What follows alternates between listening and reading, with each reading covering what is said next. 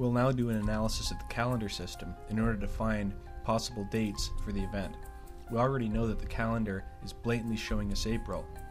We also know that the calendar runs from Sunday to Saturday and not Monday to Sunday. April 2010 matches the Simpsons calendars in terms of the start of the month. Clearly, the next event didn't take place in April 2010. It's far more likely that the use of the April calendar in 2010 may have been a deceptive way to add a calendar to the episode.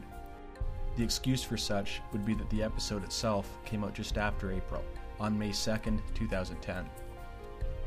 Now notice again that the Simpsons calendar has 3 days in the top right corner.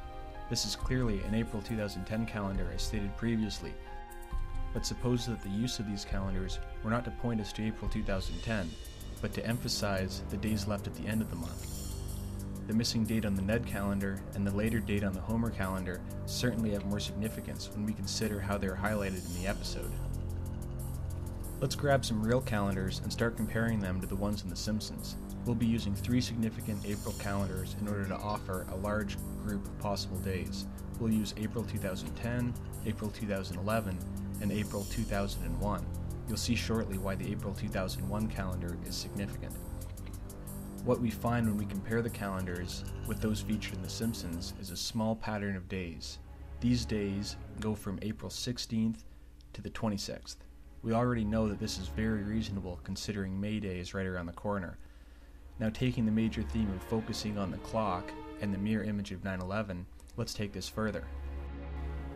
From here on out, we'll omit all calendars that are identical. This leaves us with the Homer and Ned calendars only. The Ned calendar selected is specifically the one with the missing date anomaly.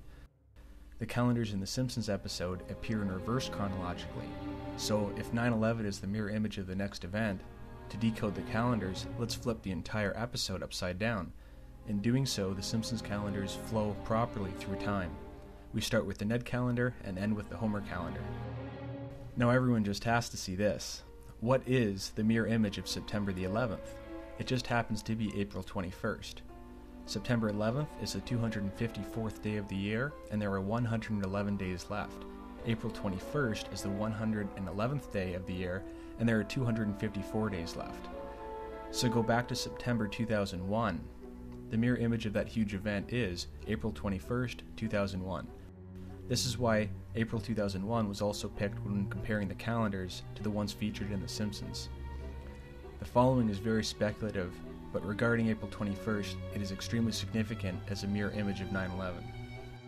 Remember that we had to flip the episode upside down so the calendars would flow through time properly. April 21st, 2001 matches exactly with the Ned calendar.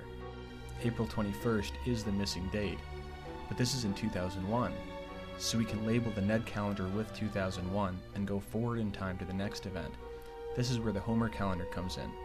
Going forward in time, we see that again, April 21st is an exact match, but in the Homer calendar. Based on this continued analysis, the Homer calendar is showing us April 21st, 2011, the day of the event, and this is why they featured this calendar in the train station before the explosion happened. Therefore, from all the selected days in April, the only day that satisfies the Simpsons calendars, links both 2001 and 2011 calendars together, and is a mirror image of 9/11 itself, is April the 21st. Without even these date correlations, it would be very accurate to say that such an event would take place in the latter half of April.